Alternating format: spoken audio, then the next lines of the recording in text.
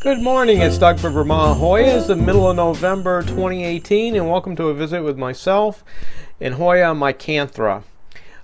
You can see this makes a very handsome Hoya, and it took me 4 years to bring this thing into flower, and I almost missed the flowers. I noticed that there were some small little flowers that had fallen onto the bench where I had this plant, and I couldn't figure out where they came from, and then I found the panicle and half of the flowers were already gone by. I really like the form of this Hoya. You can see right here, I'm going to show you the flowers, which are very tiny and not all that spectacular, very similar to the flowers of Hoya revoluta. But it's a beautiful plant, as you can see. I got this as a cutting from Patrick Vance about 4 years ago. I thought it would flower far sooner than it actually did. I think this is one of those Hoyas that you just have to get some age on it before you can start to see blooms. So I'm hoping from this point forward I'll begin to see flowers regularly. But I thought since I was here showing this plant, I would show a couple others that we visited with before. On top here, this hanging plant, Hoya mirabilis, clone B. And what's interesting about this, I brought you this plant before, growing in semi-hydro and very warm, humid conditions, and it was covered with panicles and flowers. And one of my big gripes about it was such a nectar dripper. It dripped on everything. It poured out of it.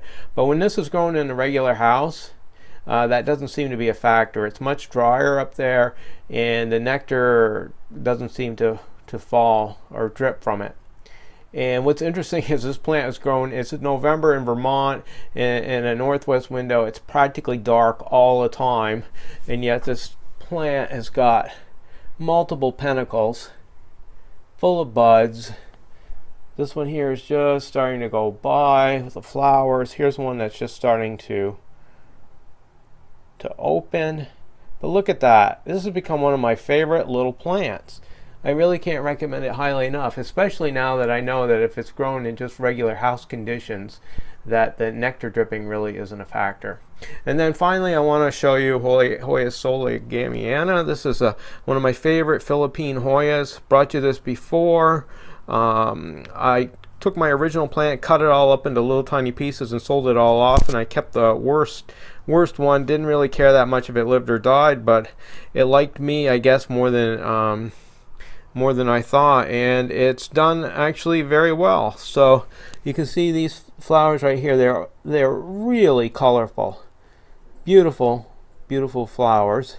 And I have another panicle up here with a record number of buds. I don't think I've ever been able to have this many flowers open at once. There's 12 buds there, so that'll be very nice.